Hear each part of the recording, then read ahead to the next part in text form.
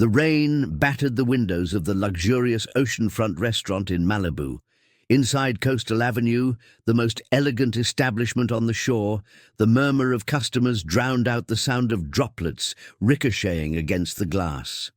Among crystal glasses and silver cutlery, a blonde, green-eyed girl, sitting alone at a corner table, anxiously watched the door. Emma Walker, with her 11 years and a customized wheelchair, clutched the book in her lap tightly while waiting for anyone, to notice she had been there for almost 2 hours. On the other side of the dining room, a young woman with blonde hair tied in a messy bun balanced 3 plates on one arm while taking an order with her other hand.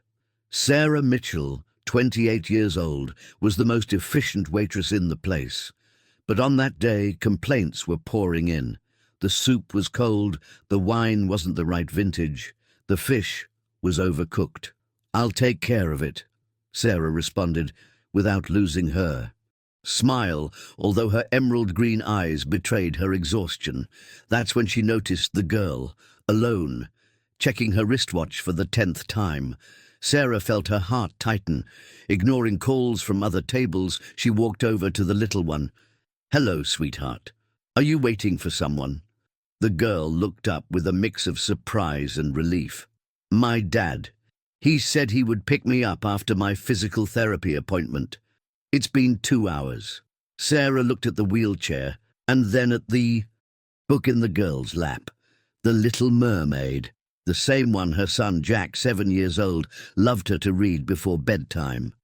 "Do you like sea stories?" asked Sarah, sitting in the empty chair in front of the girl. "I love them, especially Ariel. She can't walk on land, but she's free in the ocean." The girl smiled shyly. "I'm Emma, and I'm Sarah. You know, Emma, you have eyes the color of the sea on a sunny day," commented Sarah, earning a wide smile from the girl. "You too. They're green like mine." The moment was interrupted by the deep voice of the manager. "Mitchell! 3 tables waiting for service." Sarah sighed. "I need to get back to work, but I'll bring you something to eat, okay? It can't be easy waiting for so long." When Sarah returned minutes later with a plate of ravioli and shrimp sauce, which she would pay for out of her own pocket since the girl hadn't ordered anything, she found Emma crying silently, holding her cell phone. "What's wrong, sweetheart?" "My dad said he forgot. He's in an important meeting in New York and isn't coming back today. The babysitter isn't answering. I think they forgot to turn on the sound again." Sarah swallowed hard. How could someone forget their own daughter in a restaurant? And in the middle of a storm? "Don't worry, I'll help you get back home." It was at that exact moment that the restaurant doors opened with a bang, and a tall man with broad shoulders and a stern expression entered, escorted by 2 security guards in black suits. His dark blonde hair was elegantly combed back, and his eyes, a deep green, scanned the room with urgency. Nathan Walker, the billionaire owner of the largest luxury resort chain in America, had just entered the restaurant and was walking directly toward them. "Emma," he called without even looking at Sarah, "there was a terrible misunderstanding. I swear I didn't forget you." The little girl didn't answer. She just clutched the book against her chest, as if it were a shield. "Sir," Sarah stood up, unable to hide the indignation in her voice. "Your daughter has been here for 2 hours, alone." It was only then that the man seemed to notice Sarah's presence. His green eyes, identical to his daughter's, met hers. For a brief moment, Sarah felt the ground vanish beneath her feet. There was something in that look, a mixture of arrogance, exhaustion, and a deep sadness that he tried to mask. "And who are you to tell me how to care for my daughter?" His voice was low, controlled, but sharp as a razor. Sarah felt her face flush. There she was, in the worn uniform of the restaurant, confronting one of the most powerful men in California.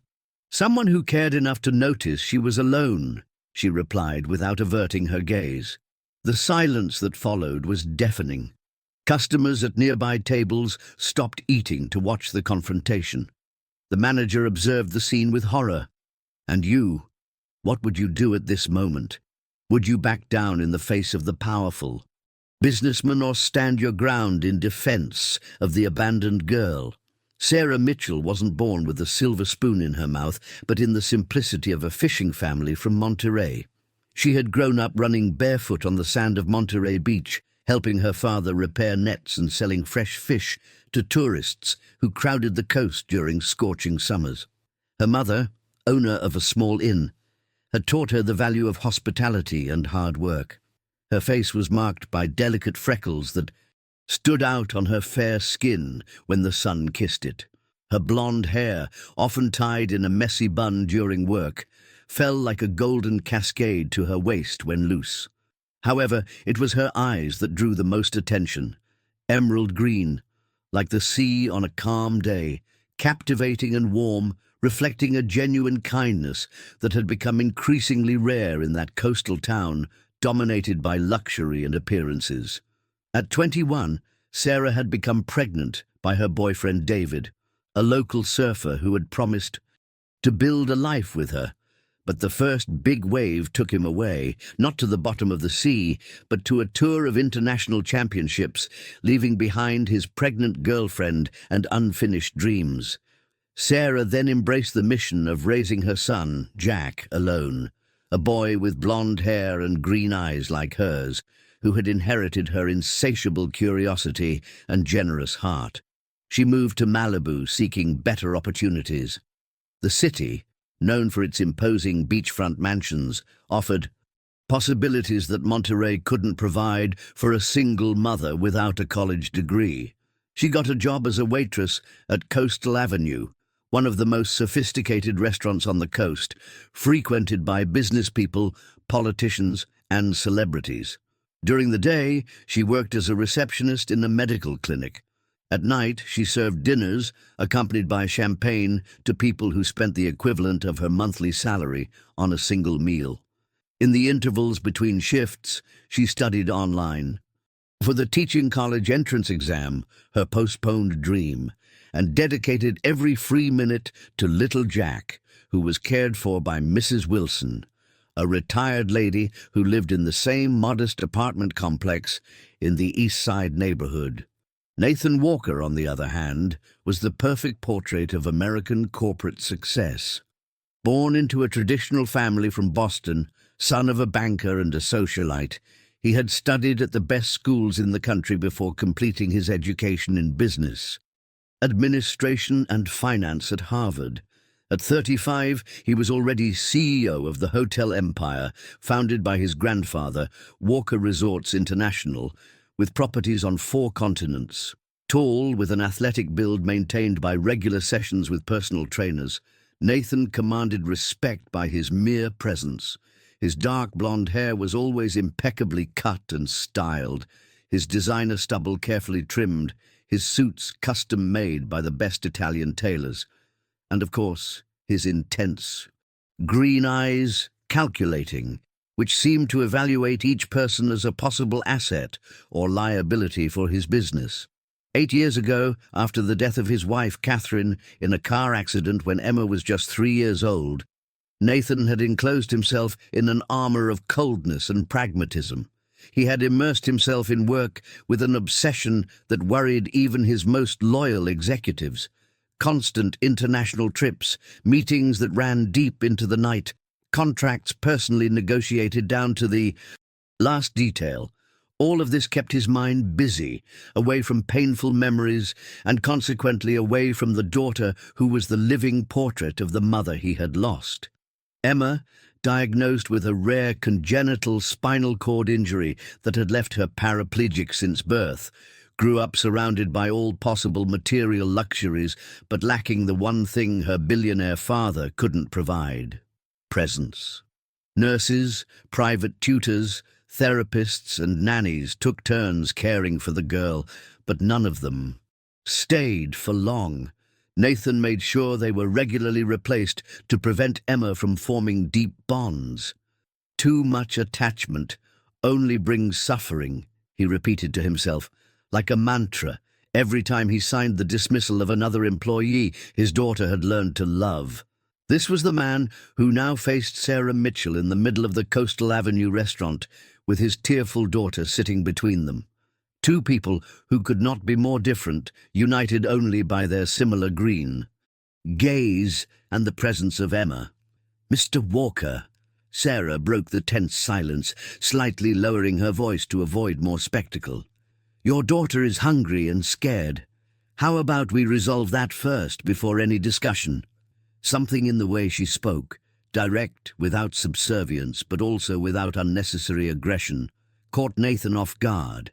He was accustomed to two reactions: reverential fear or blatant attempts to impress him. Sarah demonstrated neither. "Emma," he turned to his daughter, slightly softening his expression. "There was a misunderstanding. I thought Sophia would pick you up after physical therapy. You said you would come personally. You promised." The girl's voice was almost a whisper. Sarah observed the discomfort on the businessman's face, that kind of discomfort of someone who isn't used to being confronted with their own failures. "I'll leave you two to talk," Sarah said, beginning to move away. "No, please." Emma held her hand. "Stay."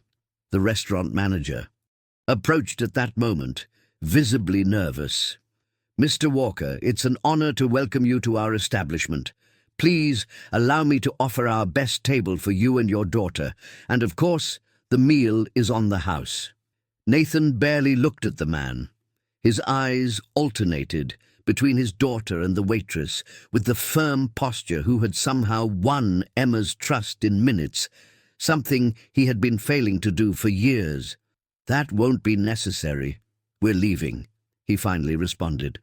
Then, turning to Sarah with a look that mixed curiosity and a certain resentment, "What is your full name?" "Sarah Mitchell, sir."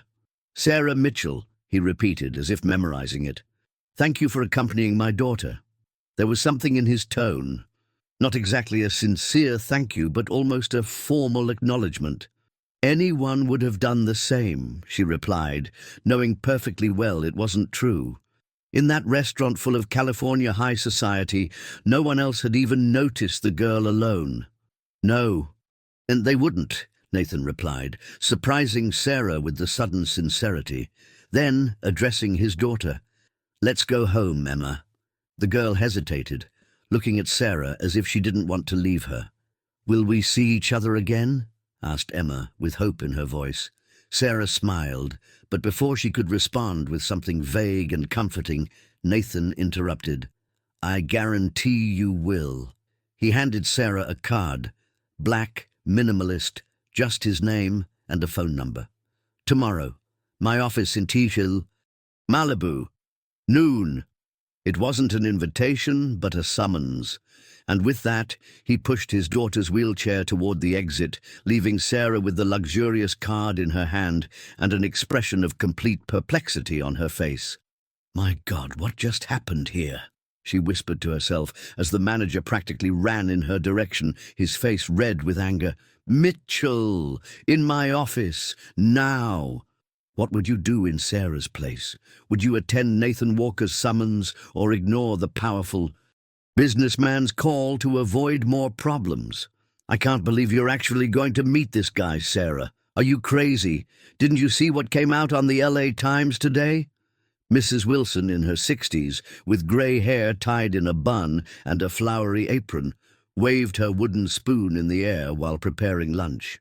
The small two-bedroom apartment in the Sunset Gardens complex in East Side was filled with the delicious smell of beans with sausage, and the sound of the television turned up loud on the local news program.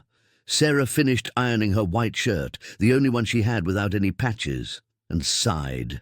After the encounter with Nathan Walker the previous night, her boss at the restaurant had been clear. "You're suspended for a week. And you're not fired only because HR reminded me it would be a certain lawsuit." "What news, Mrs. Wilson?" asked Sarah, adjusting the clothes on the hanger. "That businessman, the Walker guy. Seems he bought the land of the old Mercy Hospital to build." Another one of his fancy resorts. People are outraged because it was supposed to be a new public hospital. The lady shook her head in disapproval. Rich people are all the same, only thinking about getting richer. Sarah bit her lip, undecided. Since she had arrived home the night before, she hadn't been able to get the image of those green eyes out of her head. Both the girls, full of loneliness, and the father's, immersed in a coldness that seemed to hide something deeper. She hadn't told anyone about the card or the summons for today's meeting. "Mom, look what I made." Jack came running into the living room, holding a colorful drawing with shapes that Sarah recognized as herself, her son, and what seemed to be a girl in a wheelchair. "How beautiful, my love. But who is that?" "It's the girl you helped yesterday. You said she was alone and sad, so I drew her happy with us," explained the little one with the simple and pure logic of children. Sarah felt a lump in her throat. Her son, even at just 7 years old, already showed an empathy that many adults would never develop. "Mum, are you going to pick me up from school today?" Jack asked, while eating the bread with butter that Mrs. Wilson had given him. "Yes, my love. Mommy is off today." She preferred not to mention the suspension. "But now I need to resolve an important matter. Mrs. Wilson will take you to school, okay?" "Is that important matter what's giving you that face like you ate raw fish?" teased the lady, raising a grey eyebrow. "It has to do with that man from the restaurant, doesn't it?" Sarah just smiled awkwardly, picking up her worn bag. "I'll be back soon." "Sarah Mitchell, be careful, you hear? Rich people don't mix with people like us without ulterior motives." Mrs. Wilson's words accompanied her during the entire bus ride to the Walker Business Center, an imposing glass and steel-mirrored building that stood out from the architecture of Malibu's central region.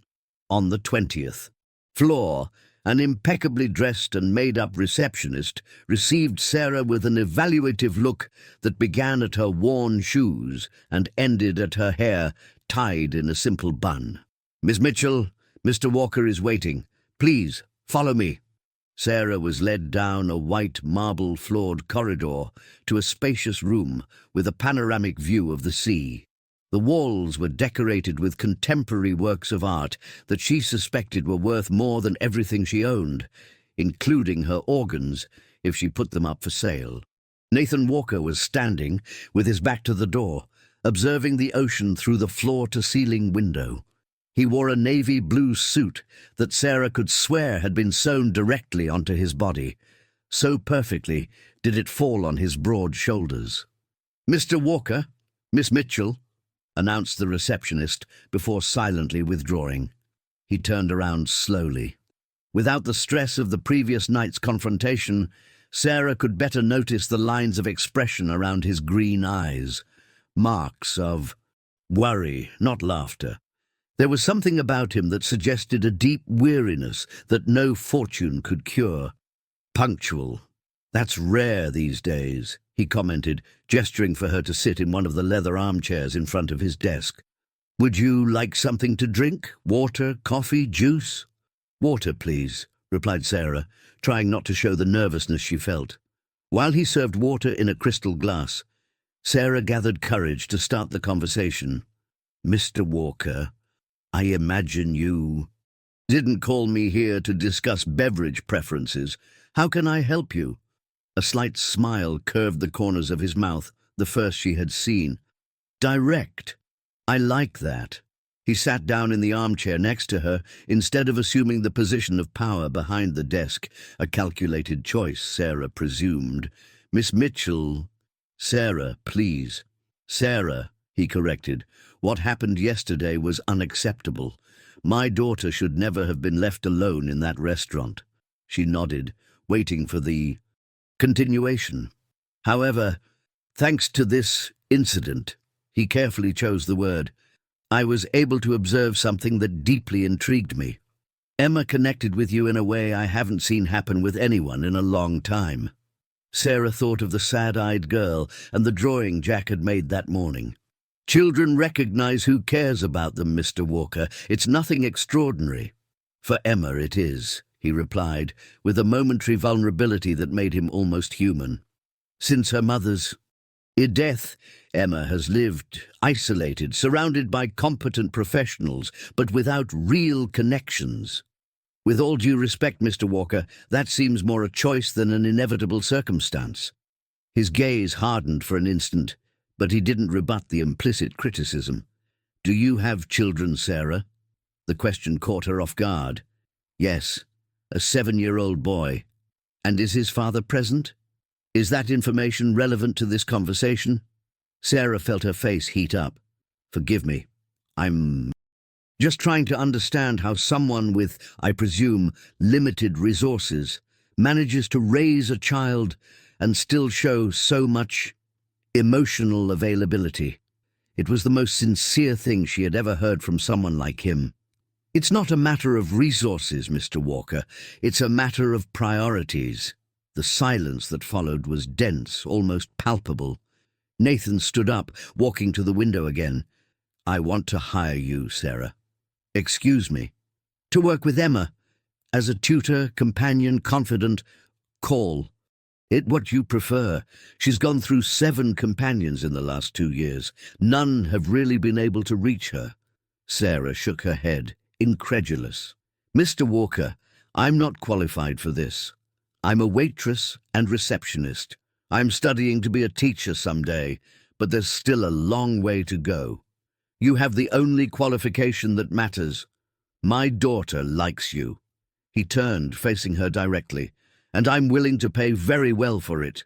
He mentioned an amount that made Sarah choke on the water she was drinking. It was more than she earned in 6 months at both jobs combined. This is insane, she murmured, placing the glass on the coffee table. It's the price I'm willing to pay for my daughter's happiness.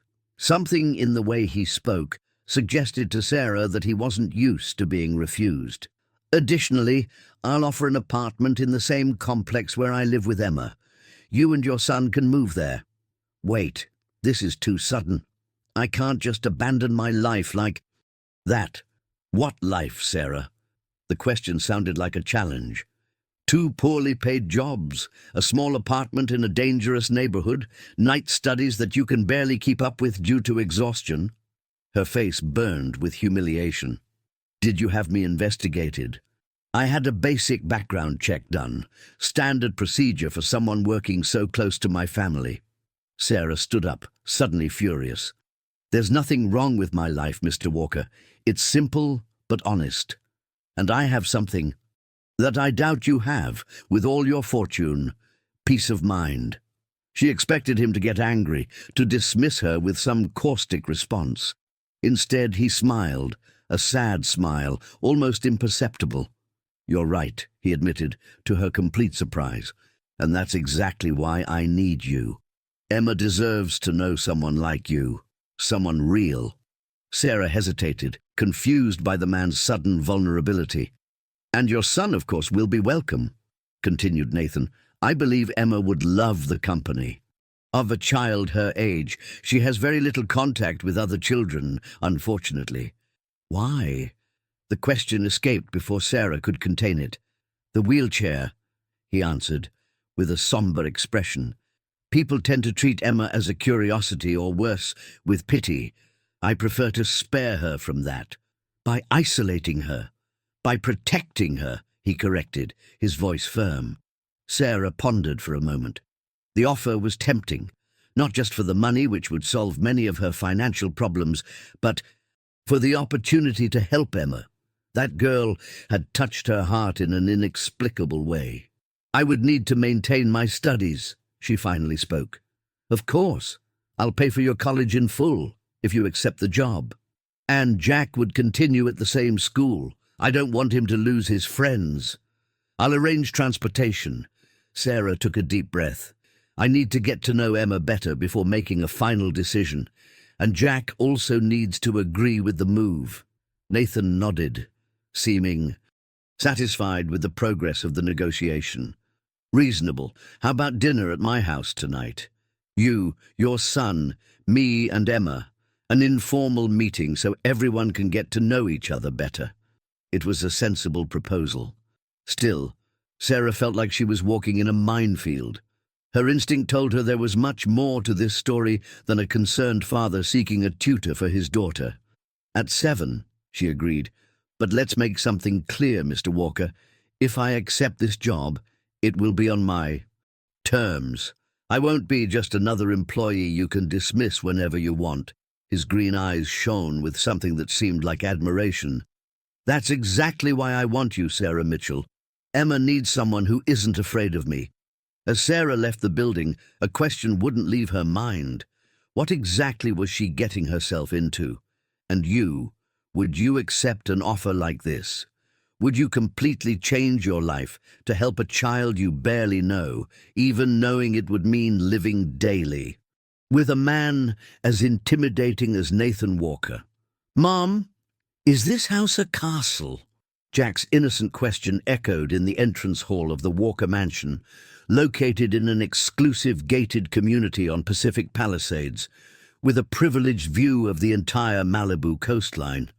Sarah could hardly believe what her eyes saw. The Italian marble floor, the crystal chandeliers, the works of art that seemed to jump from the walls, the imposing staircase that led to the second floor. It's not a castle, my love. It's just a very big house, she replied, nervously adjusting the strap of her bag on her shoulder. She had chosen her best dress, a simple navy blue model she had bought on sale at the mall, but now she felt ridiculously inadequate. Welcome to the Walker residence. A middle-aged woman wearing a discreet uniform approached them. I'm Martha, the housekeeper. Mr. Walker is finalizing a video conference, but he asked me to take you to Emma while he's busy. As they followed Martha through corridors decorated with a minimalist and sophisticated taste, Sarah noticed that despite the evident luxury, there was something cold about the environment. No family photos on the walls, no objects that seemed to have sentimental value, just expensive and impersonal pieces, as if the house were an extension of one of the hotels in the Walker chain. It's here? Martha stopped in front of a partially open door, from which came the soft sound of classical music. Emma is in the music room. Sarah and Jack entered a spacious room dominated by a black grand piano. Sitting in her wheelchair, with her back to the door, was Emma, softly fingering the keys of the instrument. The melody was sad, melancholic, and the girl was so absorbed in her music that she didn't notice the arrival of the visitors. Jack, with the impetuosity characteristic of children, was the first to break the spell. "Wow, you play really well!" Emma abruptly interrupted the music, turning her chair with an agile movement. Her green eyes, identical to her father's, widened upon recognizing Sarah. "You really came!" exclaimed the girl, with a smile that illuminated her face in a way that Sarah suspected was rare in that house. "A promise is a promise," Sarah smiled back, approaching. "That's a very beautiful song you were playing." "It's Chopin. Nocturne number 20 in C-sharp minor," replied Emma, with a seriousness that seemed disproportionate for her 11 years. "My mother used to play it." Sarah nodded, noticing how the girl spoke of her mother, with reverence, but without the embarrassment that often accompanies mentions of deceased loved ones, as if Catherine Walker were an almost mythical figure in her life. "And is this your son?" Emma asked, looking curiously at Jack. "Yes, this is Jack. Jack, say hello to Emma." "Hi!" Jack approached the wheelchair without the slightest hesitation. "Do you have games here? Your house is huge." Emma laughed, a genuine and crystalline sound that seemed not to belong to that austere environment. "I have many. Want to see my game room?" Jack looked at his mother, asking permission with his eyes. Sarah nodded. "Can I push your chair?" asked Jack, with the naturalness that only children have when dealing with differences. "Sure, just hold on to the handles in the back," explained Emma, seeming delighted with the boy's spontaneity. Sarah observed the two children moving away, with Jack animatedly pushing Emma's chair while she gave him directions. There was something deeply moving about that scene. Two children so different in circumstances, but so equal in essence. Impressive. The deep voice behind her made Sarah turn around. Nathan Walker had silently entered the room and was observing the same scene as she, with an expression that mixed surprise and something that seemed almost hope. "What?" asked Sarah. "Your son." He showed no discomfort or inappropriate curiosity about the wheelchair. Sarah crossed her arms, feeling slightly offended. "Children aren't born with prejudices, Mr. Walker. They learn them." "Nathan," he corrected, "if we're going to work together, I prefer less formality." "If we're going to work together," she emphasized the conditional. "I haven't decided yet." He smiled slightly, as if he already knew what her final decision would be. "Let's have dinner. Martha has prepared something special." On the spacious terrace overlooking the sea, a table had been meticulously set. Sarah had never seen so many utensils for a single dinner in her life, and she made a mental note to observe which ones Nathan used first to avoid making faux pas. The children soon joined them, with Emma animatedly talking about all the games she had shown Jack. The girl seemed transformed. There was colour in her cheeks and a vivacity in her gestures that drastically contrasted with the lonely child Sarah had found in the restaurant. "Did you know that Emma has a super cool equestrian simulator?" Jack commented, while attacking an appetizer of shrimp that probably cost more than Sarah's monthly rent. "It's like riding a horse, but without a horse." "It's physiotherapy equipment adapted for parasport," explained Nathan, with a discreet pride in his voice. "Emma competes in adapted equestrian sports." "Only in internal club championships," corrected the girl, biting her lip.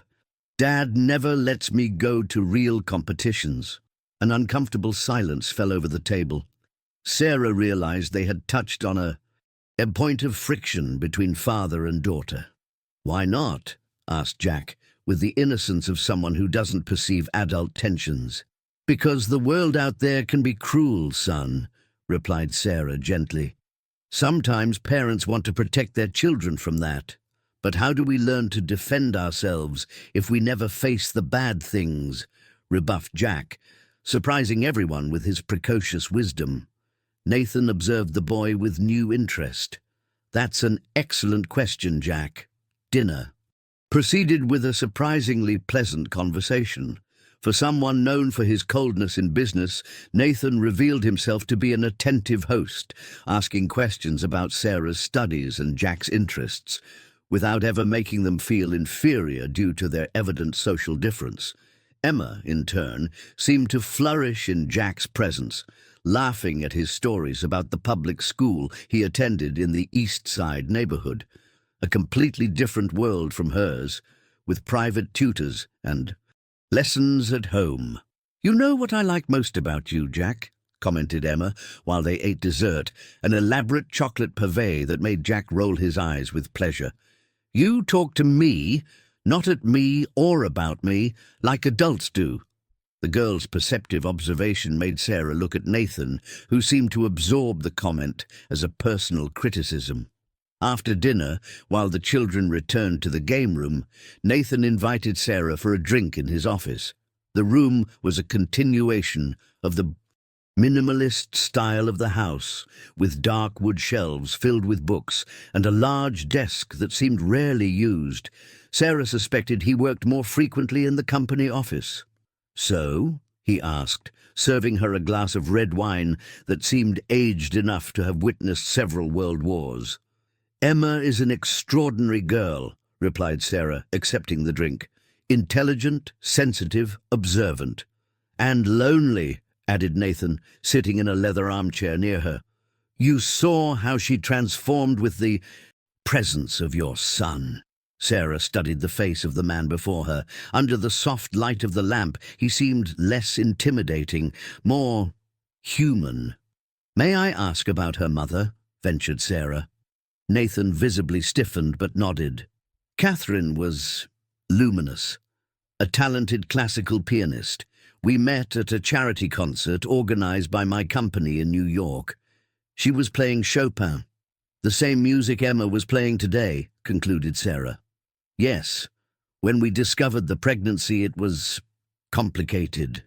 The doctors detected Emma's condition still during gestation. Catherine refused to consider any alternative other than carrying the pregnancy to term. His voice betrayed a contained bitterness. The delivery was difficult. After that, we plunged into a routine of hospitals, specialists, therapies. You seem to have dealt well with the challenge, commented Sarah gently. Nathan gave a dry laugh without humor. Dealt with it. I buried myself in work. Catherine, she blamed herself. She thought there was something she could have done differently during the pregnancy. She tried to compensate by being the perfect mother, dedicating every second to Emma.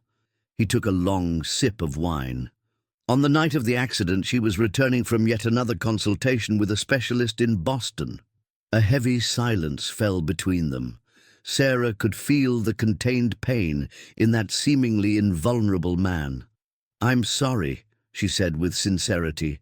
"Since then, I've done the best I can," he continued, as if he needed to justify himself.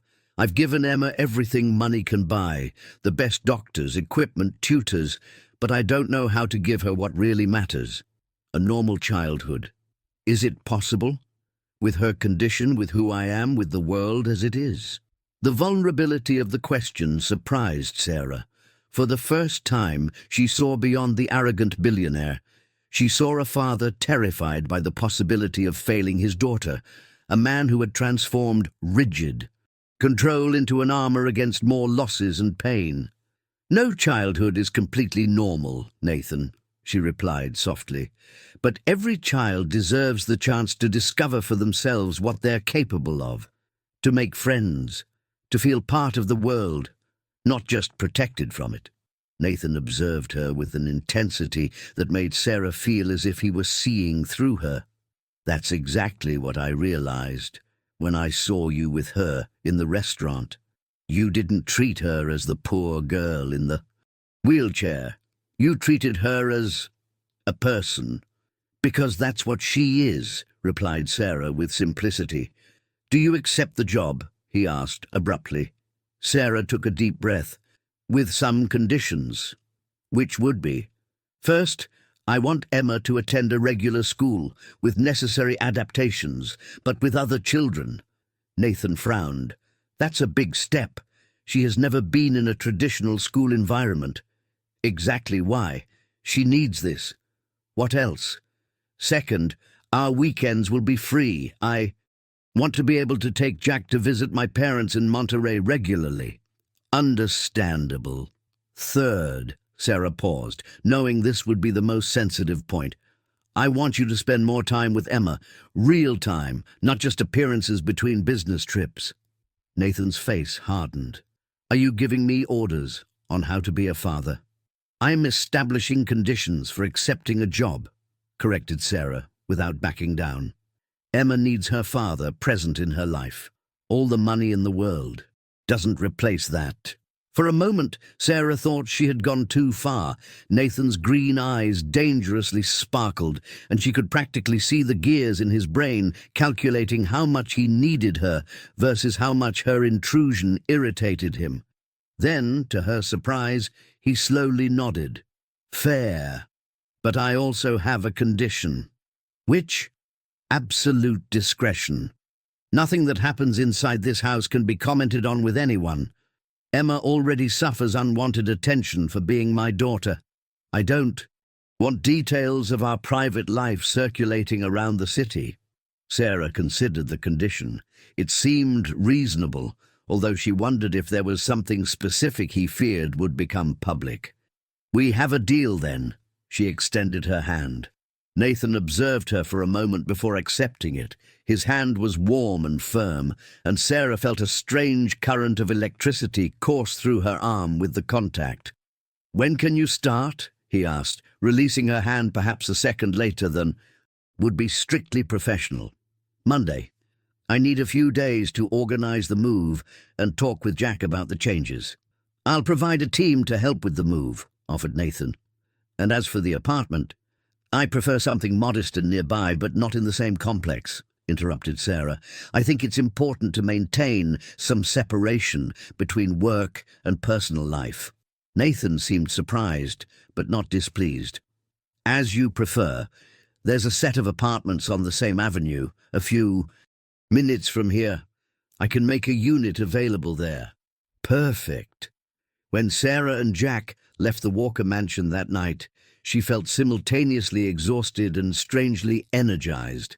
The prospect of a new life opened before her, an opportunity to help a special child and perhaps make a difference in the life of a family marked by tragedy.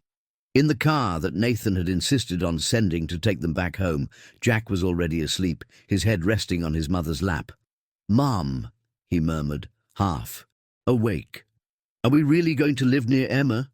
"Yes, my love. What do you think about that?" "I think it's cool.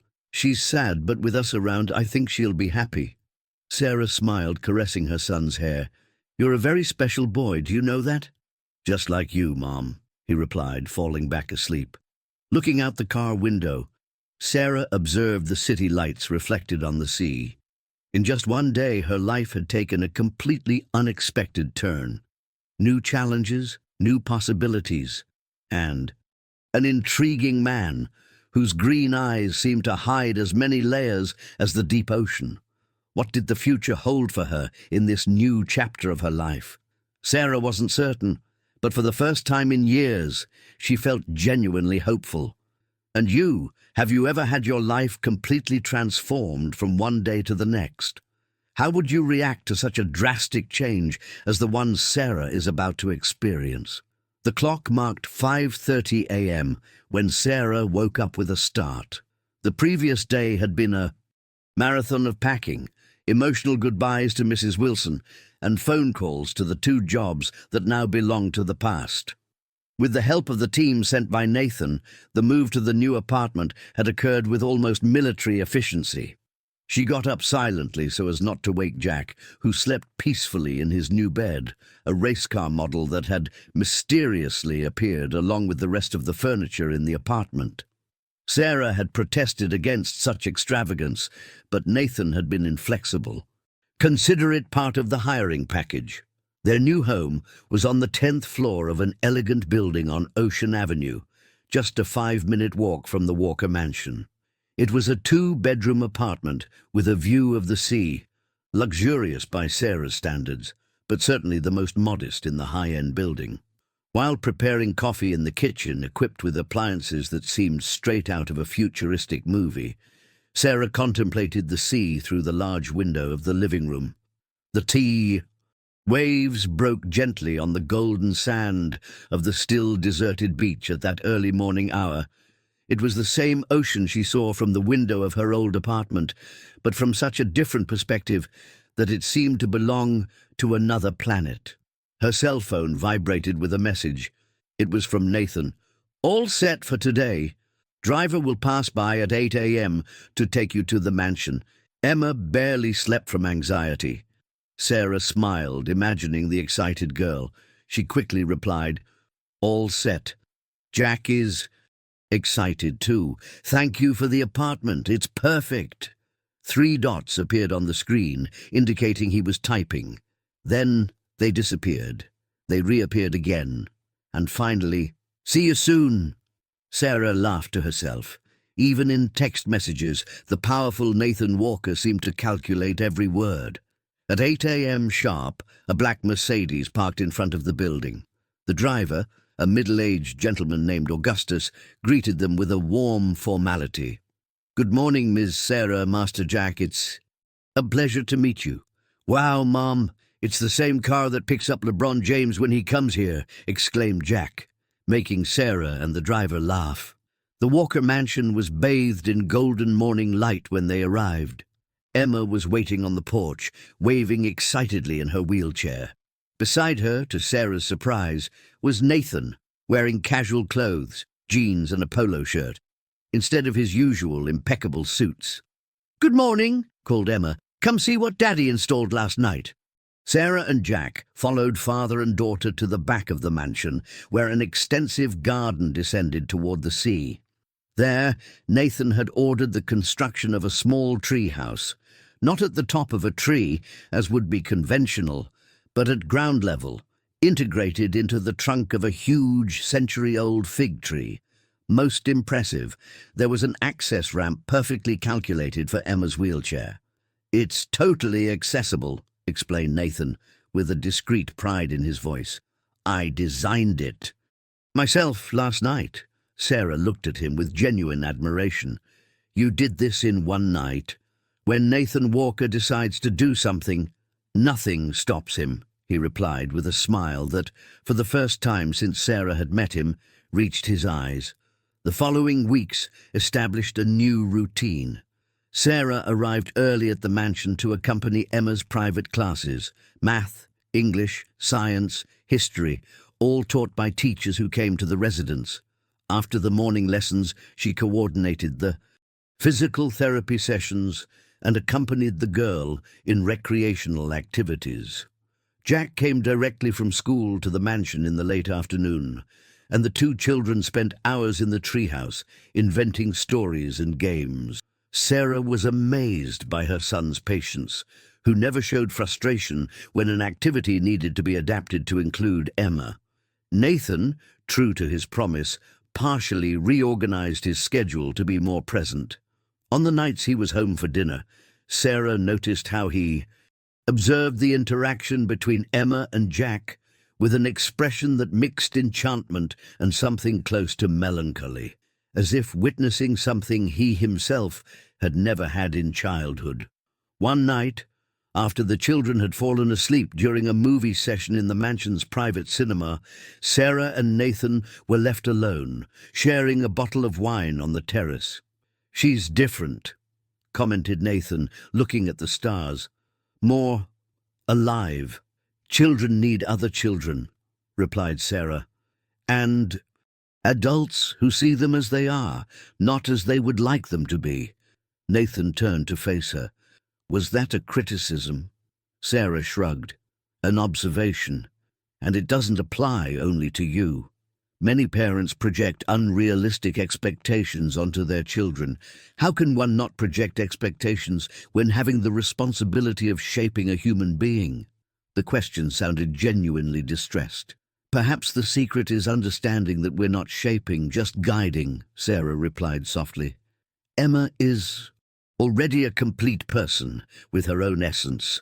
Our task is to help her discover who she is, not decide for her." Nathan contemplated the words for a moment, swirling the wine in his glass. "You know what impresses me most about you, Sarah Mitchell? Your ability to simplify what seems so complex to me. Maybe because you complicate what is simple," she retorted with a smile. He laughed, a surprisingly jovial sound coming from someone so restrained.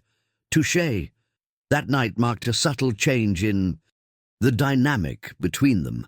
In the days that followed, Nathan began to seek Sarah's opinion on matters beyond caring for Emma, from business decisions to personal dilemmas. She had become, without realizing it, a sort of moral compass for a man who had spent years navigating only by reason, ignoring the heart. It didn't take long for the house staff to begin noticing the change in their employer. Martha, the housekeeper, commented to Sarah one morning, "In 8 years working here, I've never seen Mr. Walker smile as much as in the last few weeks." Sarah blushed slightly, brushing away the implications of the comment. "It's the effect that a happy Emma has on him." "It's not just that," insisted the housekeeper with a knowing look. "But it's fine. Pretend you don't notice." What Sarah couldn't deny was the growing tension between them, that silent electricity that seemed to fill the air when they were alone, the conversations that extended deep into the night, the looks that lasted a second longer than would be appropriate. The situation came to a critical point on a Friday night when Jack had a sleepover at a school friend's house. Sarah had planned to use the night off to study for her college exams, but Nathan had invited her to dinner. Just the two of us, he had specified. Emma is going to sleep at Aunt Rebecca's. Rebecca Walker was Nathan's older sister, a sophisticated and cold woman whom Sarah had met only briefly and who seemed to evaluate her every movement with a poorly disguised distrust. The dinner took place not at the mansion, but at a small and discreet Italian restaurant at the top of Malibu Canyon. The place was elegant without being ostentatious, with a panoramic view of the entire bay and a pianist who played softly in a corner. Dressed in a navy blue, custom-tailored suit and a white shirt without a tie, Nathan seemed more relaxed than Sarah had ever seen him. She had opted for a simple but elegant dress, emerald green, which highlighted her eyes, bought especially for the occasion, with part of her new and generous salary. "You look stunning," he commented, when they met at the entrance of the restaurant. "Thank you. You also look different." "Different good or different bad?" he asked, with a sideways smile that made Sarah's stomach do a somersault. "Different good," she admitted, suddenly feeling shy. "Less ruthless CEO, more ordinary human being." He laughed. "Maybe I've been learning to be more human lately." Surprisingly, the dinner was relaxed. Nathan told stories of his privileged but lonely childhood, of the years in Europe studying at exclusive boarding schools, of the family pressure to take over the business. Sarah, in turn, talked about growing up in a fishing community, about the 4th of July celebrations on the beach, about how she had met David, Jack's father, and how she had dealt with the unexpected pregnancy and subsequent abandonment. "I never thought I'd say this, but I almost feel envious of your childhood," commented Nathan after Sarah described the afternoon spent helping her father fix fishing nets. "We were materially poor but rich in other aspects," she replied, without self-pity. "My parents always made me feel safe and loved, even when money was lacking for extras." "That's what you give to Jack," observed Nathan. "And now, to Emma too." Sarah felt her face warm with the sincere compliment. "I do the best I can." "You do more than that," he corrected her, covering her hand with his on the table. "You brought light back to that house, to both of us." The intimate moment was interrupted by the arrival of an elegant woman at the next table. Diana Prentice, society columnist for the largest news portal in California. Sarah noticed how the journalist's eyes widened upon recognizing Nathan, and how she quickly began typing something on her cell phone. Nathan noticed too. His face instantly assumed the cold and distant mask of the executive. "Let's go," he said discreetly, signaling for the waiter to bring the check. In the car, driven by himself this time instead of the usual driver, the mood had completely changed. Nathan drove in silence, his knuckles white from how hard he was gripping the steering wheel. "Nathan, what happened back there?" Sarah finally asked when she couldn't stand the silence anymore. "Diana Prentice is known for destroying reputations," he replied dryly, "and she especially loves writing about my family." "So what? We were just having dinner." He glanced at her briefly. "Sarah, are you naive or are you pretending to be? Tomorrow there will be speculation about us in all the social columns of the region. And would that be so terrible?" The question came out more hurt than she intended. The car stopped at a traffic light. Nathan turned to her, his expression softening slightly. "It's not that. You don't understand how this world works. People like Diana won't just report that we were having dinner. They'll insinuate that you're with me out of interest, that you used Emma to get close to me, that you're an opportunist. And that worries you because," pressed Sarah, "because you believe it might be true or because you care what they'll think." "Don't be ridiculous," he retorted, accelerating when the light turned green. "I know exactly who you are. I'm concerned about how this will affect you and Jack. The press can be merciless." Sarah crossed her arms, feeling a growing irritation. "I think I'm big enough to handle some gossips." "It's not that simple," he insisted. "There are things you don't know." "What things?" Nathan hesitated, as if carefully measuring his next words. Rebecca and other members of the Walker family are not enthusiastic about your presence in Emma's life or in mine. Because I'm a waitress from Monterey without a pedigree, Sarah couldn't contain the sarcasm. Because you're changing the dynamics they've controlled for years, he replied, surprising her. Emma more independent, more confident, less manipulable. Me, less isolated, less exclusively focused on the family business. They arrived at Sarah's building. Nathan parked, but kept the engine running. I understand, said Sarah after a moment of reflection. Your family sees me and Jack as threats to the status quo. I don't want you or your son to suffer because of this situation, he said, finally looking her in the eyes. Maybe it's better if we keep our relationship strictly professional. The comment hit Sarah like a slap. Our relationship? What relationship, Nathan? You're saying we need to keep distance from something that hasn't even happened. But it could happen, couldn't it? The question hung between them, loaded with unspoken possibilities.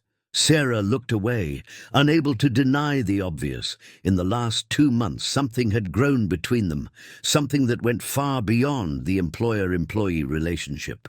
I'll go up, she finally said, opening the car door. Thank you. For dinner. Sarah, he called when she already had 1 foot outside. I didn't want the night to end like this. How did you want it to end, Nathan? She asked, looking directly into his eyes.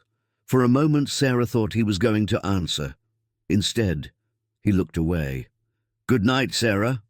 On Sunday, Diana Prentice published in her column, Romance by the Sea. The ice heart of the king of resorts seems to be melting in the hands of a mysterious blonde. Sources close to the family claim that Nathan Walker, one of the most coveted and rich men in Southern California, has been frequently seen in the company of his daughter's new tutor, a former waitress. True love or interest? California high society curiously awaits the next chapter of this story, worthy of a soap opera. Sarah's phone rang at 7 a.m.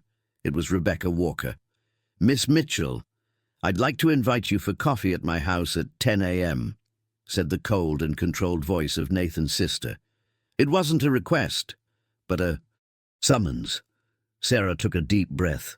Good morning to you too, Ms. Walker. May I ask the reason for the invitation? I believe Diana Prentice's column is reason enough, don't you think? The acidity in Rebecca's voice was palpable even through the phone. Sarah closed her eyes for a moment, so the news was already circulating. I understand. I'll be there. Great, I'll send a car. And she hung up without goodbyes. Sarah sat down on the bed, feeling a mix of anger and apprehension. Who did Rebecca Walker think she was to summon her as if she were a subordinate employee? On the other hand, she knew she needed to face this situation head-on. If she was going to continue working for the Walker family, and more importantly, if she was going to continue helping Emma, she couldn't hide. Rebecca Walker's mansion was a contemporary construction in glass and concrete, perched on the highest point of Pacific Palisades, with an even more spectacular view than Nathan's house. The driver left Sarah at the entrance and informed her that he would wait to take her back. A uniformed maid led Sarah to a large covered terrace where Rebecca awaited her. At 45, Nathan's older sister maintained an austere elegance.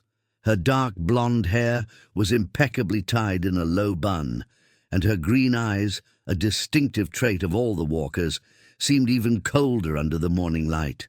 Punctual, admirable, commented Rebecca, indicating the chair in front of her. Would you like coffee, or do you prefer tea? Coffee, please, replied Sarah, maintaining an upright posture and chin raised. The maid served coffee in fine porcelain cups and discreetly withdrew. Rebecca studied Sarah for a moment, like a scientist observing a curious specimen. My niece speaks wonders of you, began Rebecca, surprising Sarah with the almost friendly opening. Emma has always been a reserved child, but in the last few weeks she hasn't stopped talking about you and your son. Emma is an extraordinary girl, replied Sarah, cautious. She just needed someone to see her beyond the wheelchair. How does a waitress from Monterey understand so much about child psychology? Rebecca's tone was polite, but the question was clearly a provocation. Sarah smiled slightly. You don't need a degree to recognize a child starved for affection and attention, Ms. Walker. Rebecca, please. After all, from what I read this morning, you may soon be my sister-in-law, retorted the woman, with a smile that didn't reach her eyes. Sarah felt her face heat up. The press likes to create stories where none exist. My relationship with your brother is strictly professional. Really? That's not what it seemed like to those who saw you two at Bella Vista the day before yesterday. We had dinner to discuss Emma's progress, lied Sarah, keeping her tone calm. Rebecca gave a cold laugh. Sarah, may I call you Sarah? Let's be frank with each other. I'm not an idiot, and you don't seem to be one either. My brother is obviously fascinated by you, and the feeling is probably mutual. Sarah remained silent, neither confirming nor denying. It wouldn't be the first time a woman in a less privileged financial situation has taken an interest in Nathan, continued Rebecca.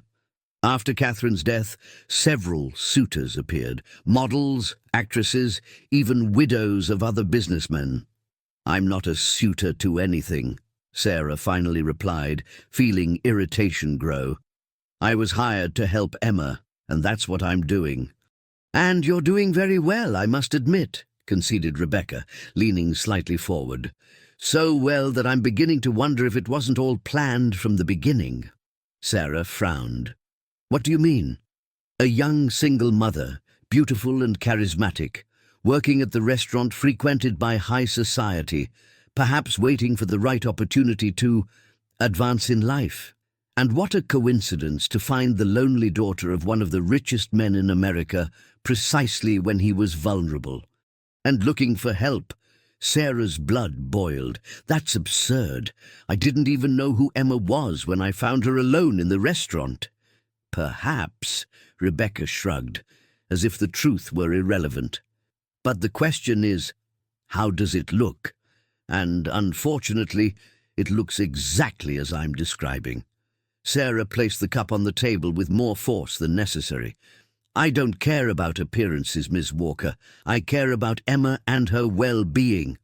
Noble, commented Rebecca with irony. But let me be direct. How much? How much what? How much do you want to step away? Discreetly, of course. You can continue as Emma's tutor for some time to avoid raising suspicions, but you'll gradually distance yourself from Nathan. Sarah couldn't believe what she was hearing. Are you offering me money to stay away from your brother? I'm offering an elegant solution for everyone. You'll receive a substantial amount, let's say enough to buy your own apartment and pay for your son's college in the future. In exchange, you'll keep your relationship with Nathan within professional limits. Sarah slowly stood up, trembling with indignation. You know what the difference is between us, Rebecca. I don't think that everything and everyone has a price. And if your brother and I were, in fact, to fall in love one day, there wouldn't be enough money in the world to make me give that up. Rebecca also stood up, her expression impenetrable. I admire your conviction, Sarah. Really. But you're being naive. People like Nathan don't marry people like you. They may be enchanted, have fun, even believe for a while that it's love. But in the end, they return to the world to which they belong. Maybe I'm not interested in marriage, retorted Sarah. Maybe I just want to do my job without being insulted by someone who barely knows me. The two women stared at each other in silence for a moment.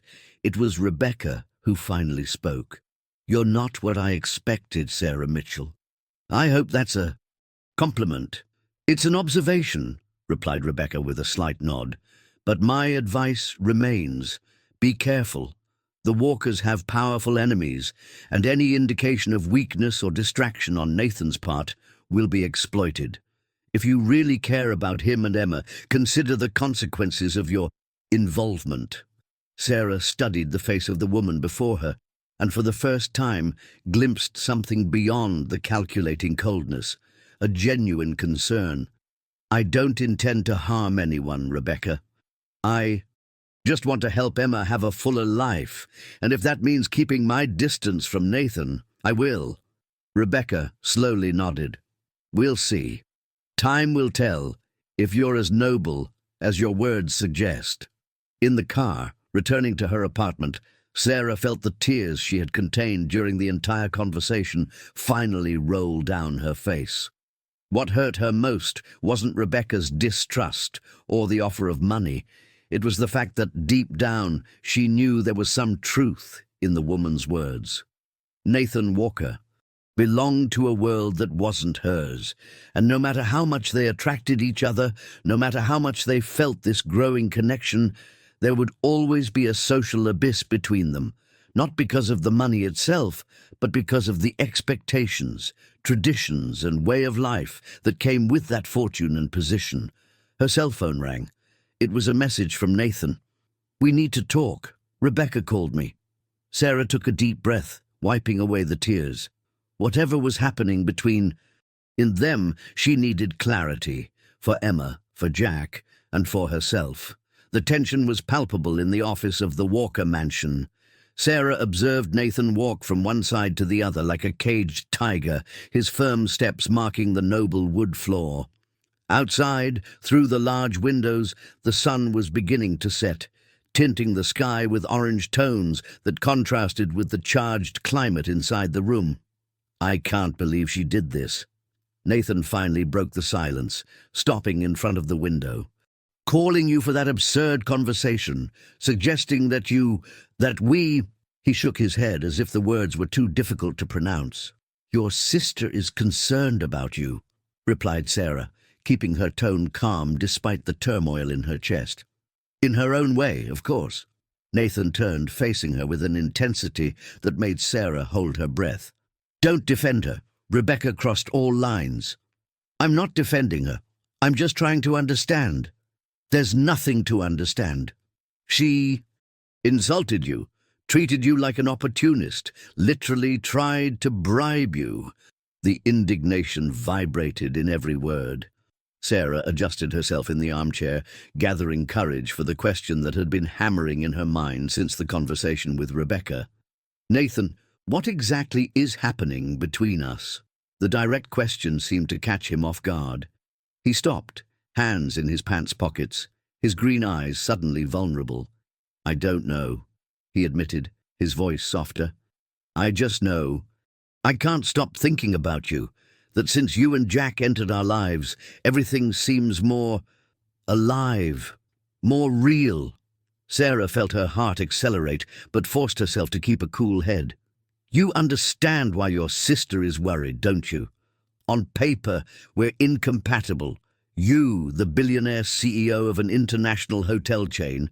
Me, a single mother who until a few months ago was serving tables at your restaurant." "That's so reductionist," he protested, approaching to sit in the armchair next to her. "You're much more than that, Sarah. You're the most authentic, most integral woman I've ever met. And yet, when that columnist saw us together, you panicked," she gently reminded him. Nathan looked away, clearly uncomfortable with the observation. "It wasn't out of shame," he finally said. "It was out of fear. Fear of what they would do to you, to your reputation. This world—" He made a vague gesture that seemed to encompass the entire mansion, all the fortune around them, "is merciless to those they consider outsiders. The press, business, even members of my own family, all looking for vulnerabilities, ways to hit the adversary." "I'm not as fragile as you think," Sarah replied, extending her hand to lightly touch his. "I grew up facing challenges that you might not even imagine. I'm not afraid of gossip or sideways glances." "And Jack?" The question was asked in a low voice, almost a whisper. Sarah hesitated. Jack, her little warrior, so adaptable, so loving, but still a child, vulnerable to cruelties and prejudices. "Jack has me," she finally replied. "And now he has Emma too. They will protect each other. Nathan covered her hand with his, the touch causing a wave of heat that ran up Sarah's arm. "What Rebecca doesn't understand," he said, "is that I'm not enchanted by a waitress or by someone from a different social class than mine. I'm enchanted by you, Sarah Mitchell, by the woman who saw my daughter when no one else did, who challenges me when everyone else just agrees, who brought colour back to a world that had become grey since Catherine left." Sarah felt tears threatening to form in her eyes. "Nathan, no," he gently interrupted. "Let me finish. I've spent the last 8 years building walls around me. Walls of work, of formality, of absolute control. It was the only way I found to deal with the loss, with the guilt, with the fear of failing as the father of a child with special needs. You haven't failed," Sarah assured. "Emma is a wonderful girl. Thanks to herself, not to me," he replied with a sad smile. "But since you arrived, these walls have begun to crumble, and that terrifies and fascinates me at the same time." The silence that followed was loaded with unspoken possibilities, feelings that both felt but hesitated to name. It was Sarah who finally found the courage to move forward. "We need to be honest with each other, Nathan. I won't live in a hidden relationship, as if it was something shameful. If this is going to happen, it has to be out in the open, for the sake of the children and for our own sake." Nathan nodded slowly. "You're right, as always." He hesitated, then continued. "But we also need to be realistic. There will be repercussions. My family, the company's shareholders, the press, all will have opinions, and not all will be positive." "I can handle that if you can," she replied, meeting his gaze. For a long moment, they just stared at each other, letting the mutual understanding deepen between them. Then, in a movement as natural as it was inevitable, Nathan leaned forward. Sarah closed her eyes, feeling his breath close to her face. The kiss was soft at first, a hesitant, almost reverent touch. Then it deepened, carrying years of loneliness, months of contained tension, and the promise of something new and unexpected blossoming between them. When they separated, Sarah saw something in Nathan's green eyes that she had never noticed before, a vulnerable peace, as if some internal conflict had finally been resolved. "We'll make this work," he promised, caressing her face with delicate fingers. Together. The sound of the office door opening made them quickly move apart. Emma entered, pushing her wheelchair with skill, followed closely by Jack, who was carrying what looked like a science project. "Daddy, Sarah, look what we made!" exclaimed Emma, her eyes shining with excitement. Then, noticing the proximity of the two adults and their slightly guilty expressions, she stopped, observing them with curiosity. "Did we interrupt something?" Nathan and Sarah exchanged a quick look, a silent communication passing between them. "Actually," Nathan began, standing up and walking to his daughter, "we were talking about some changes." "What kind of changes?" asked Emma, suddenly apprehensive. "Sarah's not leaving, is she?" "No, my love," Sarah hurried to respond, also approaching. "In fact, it's almost the opposite." Jack, with the sharpened perception of children, looked from one adult to the other and smiled widely. "You two are going to date, aren't you?" The direct question made Sarah blush intensely, while Nathan let out a surprised laugh. "Well," he said, looking at Sarah with an expression that asked for permission, "we're thinking about it. What would you think about that?" Emma widened her eyes. "Like, you two kissing and stuff?" "You!" exclaimed Jack, although his smile didn't diminish. "Yes, there would probably be some kisses involved," admitted Nathan with a laugh. Emma looked from her father to Sarah, a contemplative expression on her young face. "Does that mean you could get married someday, and we'd become a real family?" The question, so direct and hopeful, caught both Sarah and Nathan off guard. It was Sarah who recovered first. "Emma, sweetheart, that's something that happens gradually. First, people get to know each other better, spend time together. But you've been doing that for months. protested the girl. "And Jack is practically my brother already." "It's true," agreed Jack. "We even fight like siblings sometimes." The two adults laughed, the tension of the moment dissipating with the innocence and enthusiasm of the children. "Let's make a deal," proposed Nathan, kneeling to be at eye level with his daughter. "Your dad and Sarah are going to try this dating. But we all need to be patient and understand that relationships between adults are complicated." "Why?" asked Jack, his forehead wrinkled in confusion. "You just need to like each other, and that's it." Sarah smiled, messing up her son's hair. "If only it were that simple, my love." "And it is," insisted Emma. "Adults complicate everything." Nathan exchanged an amused look with Sarah. "Out of the mouths of babes." That night, after the children had fallen asleep, Jack in the mansion's guest room, since it was Friday and he usually spent weekends there to play with Emma, Sarah and Nathan walked together. On the private beach below the mansion, the full moon reflected on the calm waters, creating a silver path on the sea. "What are you thinking about?" asked Nathan, intertwining his fingers with hers as they walked barefoot on the sand. "About how life takes turns," replied Sarah, looking at the city lights in the distance. "6 months ago I was serving tables at Coastal Avenue, counting pennies to pay the rent. Now?" She turned to him, her green eyes shining under the moonlight. "Now, I'm walking on the beach with you, trying to understand how it happened that I fell in love with the man I thought was the most arrogant and difficult customer in the restaurant." Nathan laughed, pulling her closer. "And I'm trying to understand how the waitress who confronted me so fiercely ended up being the woman who made me believe in new beginnings." Sarah rested her head on his shoulder, feeling simultaneously so small and so powerful. "It won't be easy," she murmured. "Nothing worth having is easy," he replied, kissing the top of her head. "Your sister is going to have a fit. Probably. And my board of directors, too. And the press will have a field day with this. But you know something?" He stopped, turning her to face him. "For the first time in many years, I don't care what they think. I only care about you, about Jack, about Emma, about the chance to build something true." Sarah raised herself on tiptoe, sealing that promise with a kiss.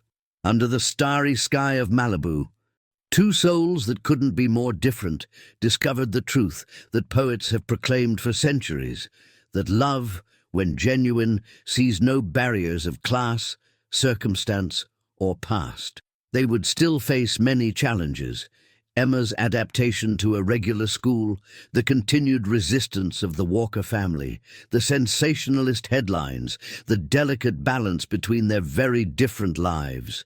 But that night, under the glow of the full moon reflected on the sea, Sarah and Nathan allowed themselves to simply feel the joy of the present moment, the hope of a shared future, and the certainty that together they were stronger than apart.